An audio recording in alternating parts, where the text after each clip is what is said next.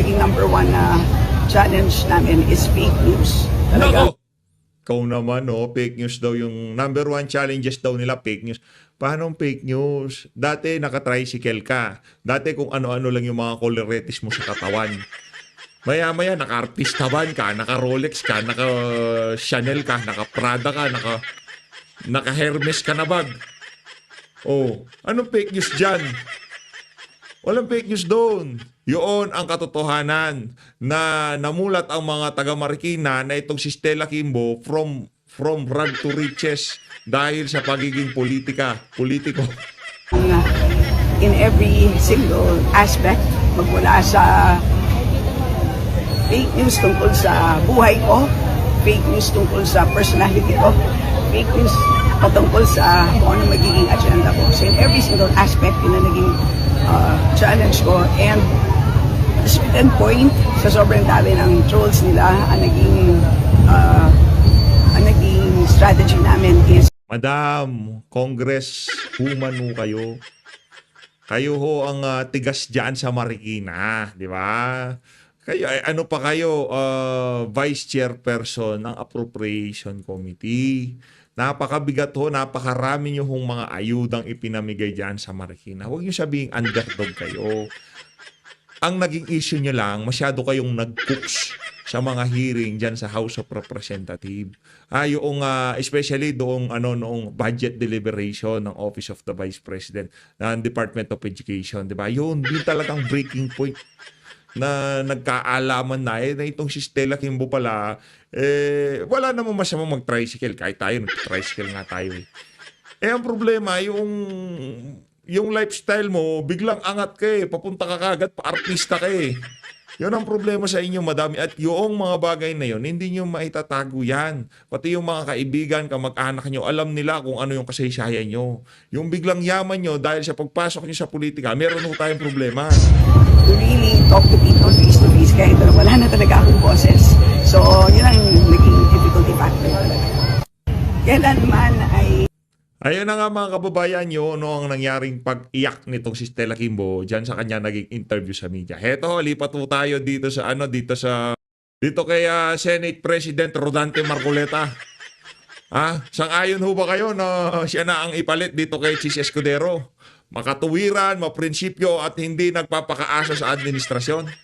Nasa katuwiran lang. Yun lang tayo, ika nga. Sang-ayon ho ba kayo dyan? Tayo kahit na first timer na senator yan, matagalong congressman yan.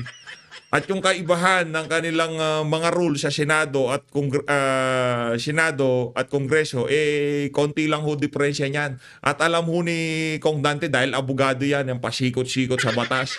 Sang-ayon ho ba kayo na itong si Congressman Rodante Marcoleta ang susunod na maging Senate President? Pagpalakpakan ho tayo pag nagkataon. Pagka ang naupo bilang Senate President, hindi na basta-basta nakokontrol ng Malacanang, ika nga. Naku, napakasaya ho niyan mga kababayan.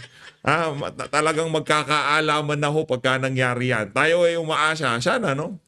Sana itong pagiging veterano, mahusay na abogado, maprinsipyo, talagang hindi mababali ang paninindigan. Yan ho ang mga kailangan natin. Hindi yung inaagaw-agawan ka lang ng champagne itong si Lisa Araneta Marcos. Okay na sa'yo, di ba? Hindi yun ang imahe. Yun ang reputasyon ng gusto nating maging Senate President ng bansang Pilipinas. Ang kailangan nating Senate President, kahit ayaw man itong si Kong Dante, gusto natin yung mga ganyang klaseng individual. Si Soto, gusto nyo maging Senate? No. Big no. Pero kung sakaling magkakaroon ng arrangement sa pagiging Senate President niya ba? Diba? Mapapag-usapan naman yan. Pro tempore mo na itong si Congress, Sen. Itong si Sen Dante Marcoleta, ano muna siya, kumbaga, Vice Senate President mo muna siya. Pwede na siya doon. Pero kung tayo tatanungin, Senate President ka agad. O kung di siya maging Senate President, ibigay yung Justice Committee sa kanya. Yung Committee on Electoral Reform. Ibigay sa kanya yung mga mabibigat. Ay, yung Blue Ribbon Committee kagad. Hindi na kailangan i-briefing yan. Di ba? Magkakaroon pa ng pag-aaral sa mga baguhang senador. Pero itong si Kong Dante, hindi niya kailangan yun. kailangan niyang turuan yung mga bagong pasok na senador na magkaroon ng prinsipyo at paninindigan. Yun ang kailangan. Pero para turuan nyo itong mama na to kung paano yung procedure, paano yung pagsasalita dyan sa plenary, no need. Baka kung ating susumain sa lahat ng senador ngayon, nako, mahusay ho yan. At tayo nakikita natin na napakaliwanag ng kinabukasan nitong si Congressman Rodante Marcoleta sa pagkapanalo niya na yan ng senador. Maliwanag ho. Masaya ho tayo sa ating nakikita. Nanunostra na natin, ika nga. Tuloy natin. Kontante, banatan mo. Rodrigo Duterte. Pagpakabayani po kayong lahat. Ilaban po natin ang katwiran kahit anong mangyari. Salamat po at mabuhay kayong lahat. Salamat po, sir. Congrats po. Congrats ko nga. Ganda ng tao ni Kong Dante. Ganda ng tao niya masaya ho tayo na nanalo yung mga kandidato natin. Pero pagka naiisip natin yung chance na magkaroon tayo ng talagang mga mahuhusay na na senador kagaya nitong si Kong Dante. Kumbaga meron tayong hindi lang si Kong Dante, nandiyan si Pastor Kibuloy, nandiyan si Atty. Vic Rodriguez. Mas masaya ho sana tayo no? Kahit yung dalawa na yun nakapasok at pangatlo itong si Senator Jimmy Bondoc. Naku, sana. Atty. Jimmy Bondoc, sana no? Kung nakapasok yung tatlo na yun, talagang mas ika nga ngayon pa lang ramdam na ng administrasyon na talagang may kalalagyan sila sa 2028. O kahit sa pagkapanalo na yan ni Kong Dante at ng ibang mga kasama niya, alam na ng Malacanang na hindi na nilang hawak. Kumbaga, noong eleksyon talagang pinipilit nilang sakmalin na yung kapangyarihan. Ayaw ho nilang bitawan. Dapat sa 2028 tayo pa rin ang mamayagpag. Nagsama-sama na ho, makakaliwa, dilawan, mga loyalista nga. Nagsama-sama na sila. Pilit ho nilang sinasakmal ang pamahalaan, yung tipong ayaw ho nilang bitawan. Sa ayaw at sa gusto nila, yung grip na yan, bibitaw yan. Bibitaw yan, lalo na dito sa pagkapanalo nitong si Senator Christopher Bongo, Senator Bato, Senator Rodante Marcoleta, Senator Camille Villar. Naku, may kalalagyan kayo ngayon. Ito na yung kung tawaging let's keep to the good part. Ito na yun. Dito tayo, lipat tayo dito sa dito sa nangyayaring selebrasyon. Diyan sa Cebu. Pakinggan natin kung ano ang sigaw ng mga Cebuano. Nandito ito si Ma'am Pam. Itong si Ma'am Pam Baricuatro, parang kahawig niya itong si Madam Pamela. Sa totoo lang pag nakikita ko sila, akala ko sila magkamag-anak dati. Kung di mo lang alamin yung apelido, hindi mo. Pero magkapangalan, kaya siguro magkatukayo, pati mukha magkatukayo. Magkamukha talaga sila. Ito. Panoorin niyo mga kanda.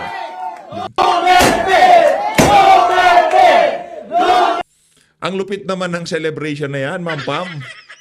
Yan ang bagong governor ng Cebu, ang si Ma'am Pam Baricuatro. Masaya ho tayo dahil wala na ho dito kay Aswang. Mukhang Aswang naman talaga si di ba? Si pangalan nun? Yung si Gwen Garcia mukha. Sa sobrang retoke ng mukha niya, mukha na ho siyang Aswang sa totoo lang. Hindi na ho siya maganda, nakakatakot na Ito talaga, itong si Ma'am Baricuatro, hindi siya kumbaga all natural, walang halong chemical ang pagmumukha niya. Kaya winner ho siya, hindi lang ho siya winner sa puso ni Tatay Digong, winner pa ho siya sa puso ng mga Cebuano. Palakpakan ho tayo mga kababayan. Ayan o. Duterte! Duterte! Duterte! Duterte! Duterte! Duterte! Duterte! Ayun. Palakpakan ho natin ang mga Cebuano na wala na ho sila sa kamandag nitong si Baculaw, nitong si ano pangalan to? Nitong si Gwen Garcia. Ito, rekta ho tayo dito sa third floor studio, Your Happy Network. Naku, magiging happy na naman ho tayo dahil tatambay tayo dito sa channel nitong si Sir Marlon si Ma'am Pam. Kung di pa ako nakasubscribe, wag na ho kayong mahiya, punta na ho kayo dyan sa third floor studio. Subscribe po kayo. Dapat ba tayo na... Hanggang ngayon ba, Marlon, may inaasahan kang ma-accomplish pa ng Marcos administration na ito yung mga campaign promises niya? I don't think so. Wala na, Pamela. Ang inaasahan ko na lang. Lagay natin itong si Kimbo dyan sa gilid para talagang mabisa itong Lang rito, yung ultimo sila, tanggap nila na nag-aantay na lang sila matapos yung termino nila. Higit lalo, at halata yung naging resulta ng nakalipas na midterm elections, para silang sinampal ng kaliwat kanan. Alam mo, Marlon, since I have access dun sa 7th floor, no? Dun sa Yun HQ. nandun yung mga Panginoon Oo. sa BBM headquarters. Yung sa HQ. And when I say may access, kapag kailangan akong mag-assist ng executives, no? Yes. Nandun ako. Alam mo bang panalo na sa planning, naririnig ko lagi si Attorney Vic na sinasabi niya kay Marcos, no? Oo. Na alam mo, sa third year, you become a lame duck. Kaya first year pa lang, day one, magtatrabaho ka na. And once you become a lame duck, yung bang hinihintay mo na lang in the last 3 years, na yung tinanim mo the first 3 years, umuusbong. Para kung ano man ang iwan mo, pag exit mo ng palasyo, nandyan yan legasiya mo. Ang problema, walang tinanim. Wala tinanim. At yan pong, ito pong sinasabi ko, nasa libro ng Kingmaker Book.